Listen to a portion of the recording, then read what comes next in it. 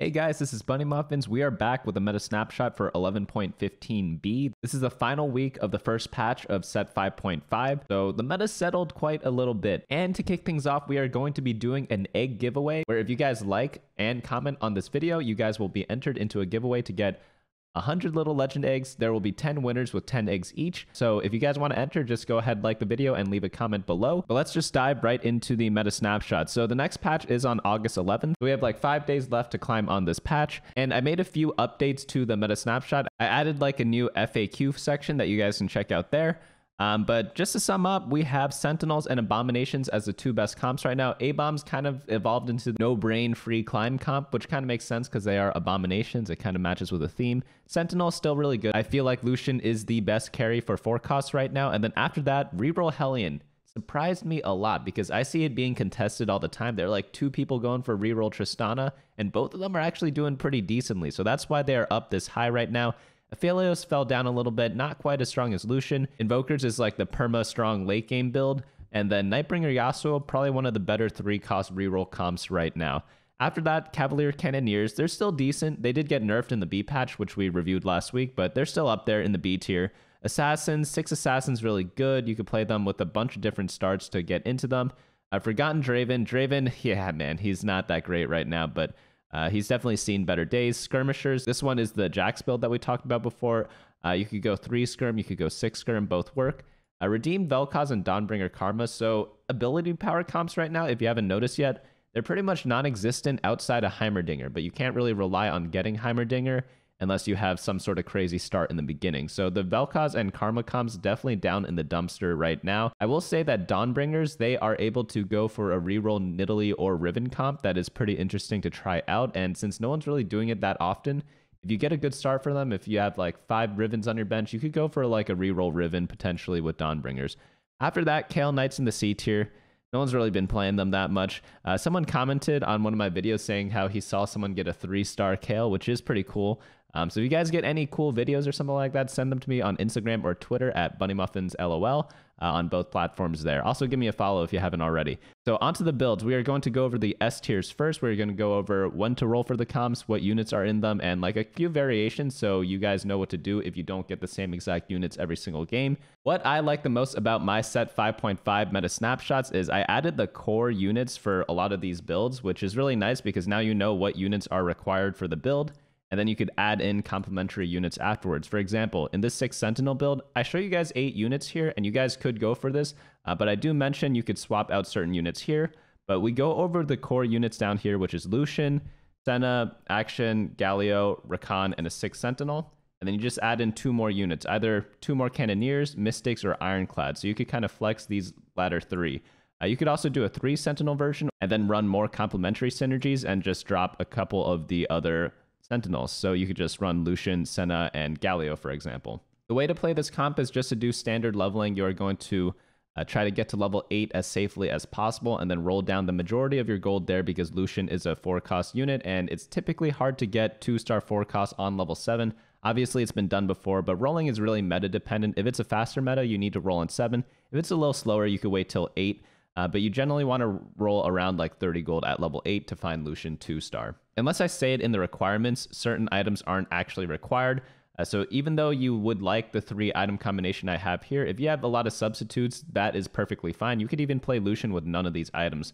For example, you could run stuff like Warmog's Infinity Edge and like a Rage Blade, for example, and you would be perfectly fine with that. But I like these item combinations the most because Last Whisper does a lot of armor shred. A lot of people are playing Ironclad right now. So most attack damage compositions, you pretty much need a Last Whisper because there's so much armor in the game right now. After that, Hand of Justice is good for healing. And then Deathblade is just a very strong damage item. You could go Warmogs as well, though, because Warmogs gives Lucian the Sentinel buff right away, which allows him to do a lot more damage because that buff just buffs him up first if you have Warmogs. After that, we are going to go into the Abomination Heimerdinger comp. This one is kind of like a Draconic Abomination build where you could start with Draconics. I've seen people use Zyra 3 instead of Heimerdinger, but Heimerdinger is definitely the stronger option in the super late game. It's just hard to get Heimer 2-star. But if you do get a Heimerdinger, Spear, Shojin, Archangel Staff, Jeweled Gauntlet, very, very strong on him. I kind of like this positioning. A lot of people are playing Redemption with Brand now. just to buff up the Abomination so he keeps healing. Sunfire, I think, is the best item on the Abomination because it's just such a good utility item.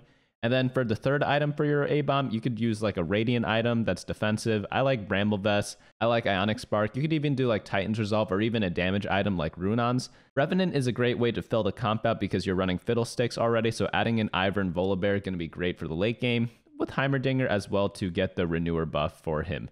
After that, you go for either 4 Abominations with Callista, or you drop down to 3 and just play random legendaries.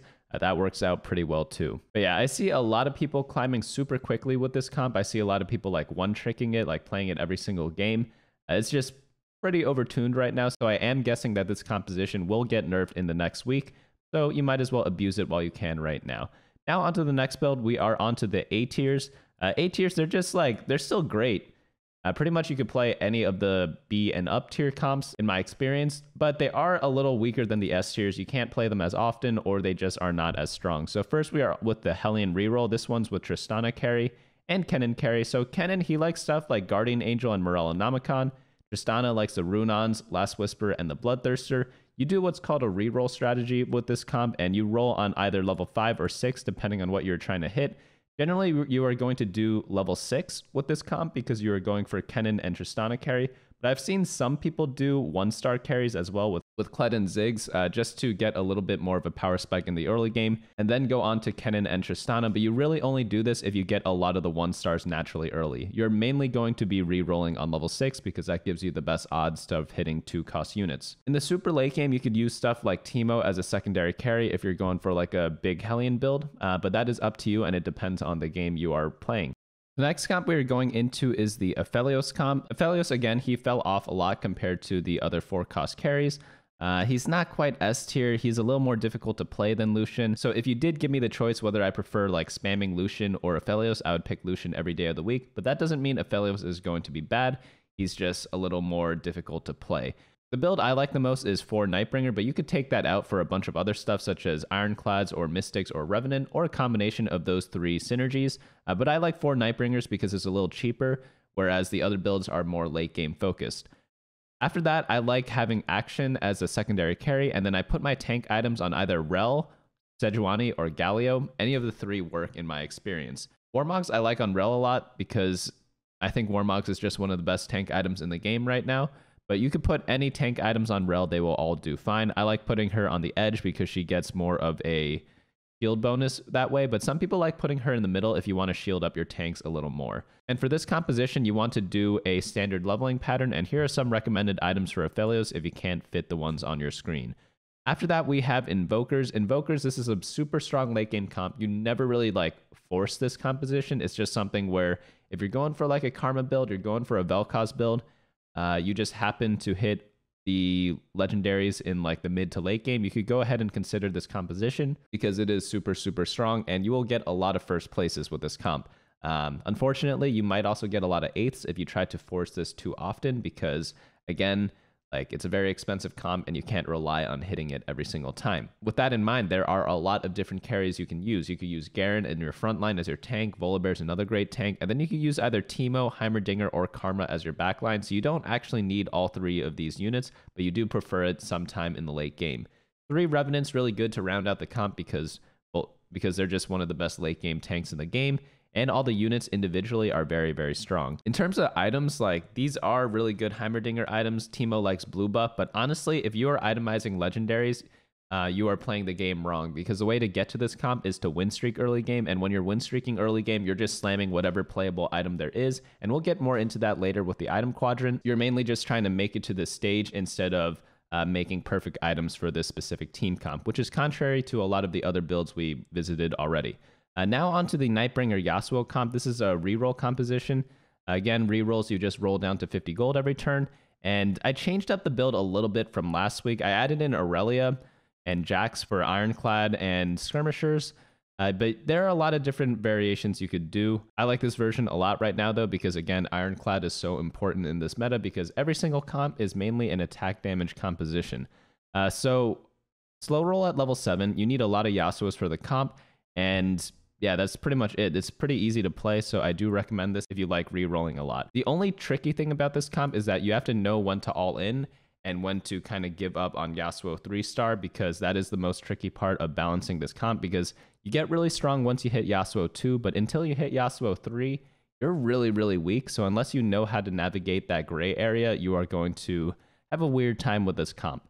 After that, let's get into the B tiers. B tiers, I kind of don't really like playing, but you know, if you get amazing starts for it, if you get free 2-stars for these comps, go ahead and go for it, because if you get them for free, they're going to be pretty decent, you know? So Cavalier Cannoneer. All right, this one is with Hecarim carry. You just throw all the tank items on him. You need a Warmogs on him, in my opinion, because you're facing a lot of Nunus right now, because there are a lot of Abomination players. So if you don't have a Warmogs on your Hecarim, he often risks getting eaten before he gets a lot of his damage off. His Fortune's going to be your carry. Shojin, Jeweled Gauntlet, Hand of Justice going to be great on her. It gives her the combination of doing a lot of damage, casting really often, and healing herself every time. And yeah, that's pretty much it. You just reroll on level 6 for the 2-stars, and then level 7 for MF if you get a lot of copies of her. But really easy comp to play if you like rerolls. On to the next build, we have Assassins. You could go 4 or 6 Assassins. Honestly, like, you need Assassin Spatula if you go for 6, so I'm not going to include that here because Assassin Spatula is a little bit rarer right now. But 4 Revenant is the build here with Nocturne carry. I like Rageblade a lot on him. I like having a lot of Zeeks on this team. I like having a Runons because it allows him to deal a lot more damage. And then Last Whisper, again, if you're running AD, you need Last Whisper eventually. If not, if he gets stuck on a tank, you are kind of out of luck. But I guess you don't need it. Like, Deathblade's really good in this comp too. IE is pretty decent. But yeah, Runons and Rageblade, I'd say, are pretty important on him here. To play this composition, you slow roll on level 7, as we see here, for Nocturne 3-star. So you just press D, roll down to 50 every single turn until you get Nocturne 3, and then level up to go on to bigger and better things. Sometimes you could even level up to level 8 while you are rerolling if you have a very important synergy to go into. So don't always be like hard stuck level 7 rolling your head off for Nocturne, because sometimes there are good times to go level 8 and roll down there instead of level 7. Next build we have Forgotten Draven. Draven, yeah, I'm a huge fan of Draven, like the champion, but not in this meta right now. He's kind of low. This is like one of the lowest points he's been in since he's been released, but doesn't mean he's horrible. He's just not as good as before. His itemization's a little weird because he used a lot of the shadow items before. His best partner got taken out of the game, but he's still playable. You know, I like the 6 Forgotten build. Some people like doing the Fortnite build, which is Forgotten Knights. You do 4 Forgotten and 4 Knights. That one's I've seen work pretty well, and it's really cheap to play. But in this version, I like putting the tank items on Hecarim. Sometimes you could put it on Rel as well, and then all your damage items on Draven, and then you just pretty much pray after that. Sometimes Viego can carry you in the late game because Viego, he just steals a randomly good unit. Like, I've had my Viego steal Yasuo like a bunch of times. It's really funny to watch. I'm sure you guys have had that too, but like the dude has like a 3-star Yasuo, you just steal it with Viego. And some people don't really position around that. But for this comp, you do standard leveling because you are going for a 4-cost carry. So just try to get up to level 8 as safely as possible and just roll the majority of your gold there. That doesn't mean do not roll on level 7. That does not mean do not roll on level 6. It's just going to depend from game to game, depending on how strong your board is and what life total you are at. After that, Skirmisher Knights, another 4-cost carry comp with Jax. He could use other items like RFC along with what you see here. Hand of Justice is pretty good. There are a lot of different damage items he could use. Runons is another good one too. And then after that, just build support items around him. You could do 4 Knights and 3 Ironclad as we see here.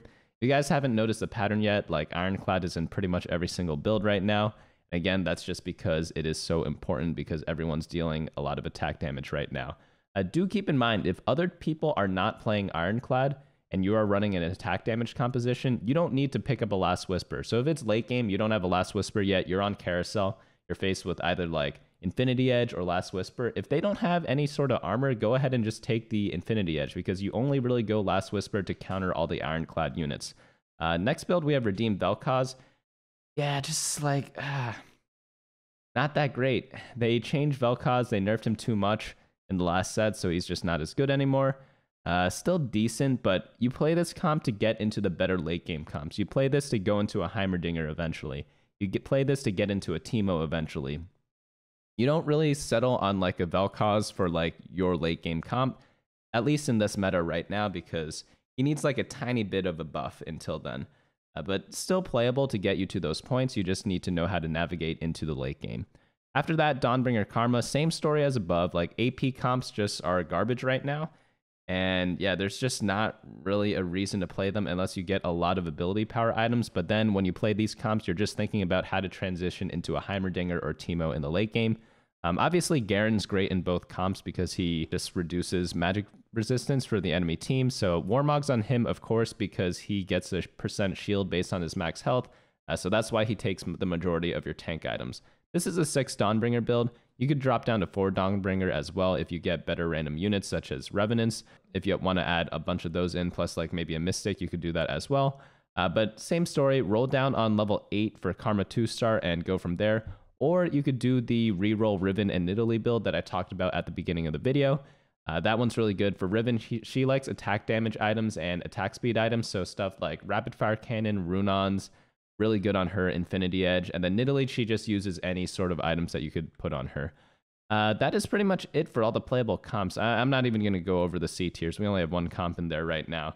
But for item priority on the carousel at the start of the game, I switched this up a little bit. I moved bow up from last week because bow is just that important because everyone's using it.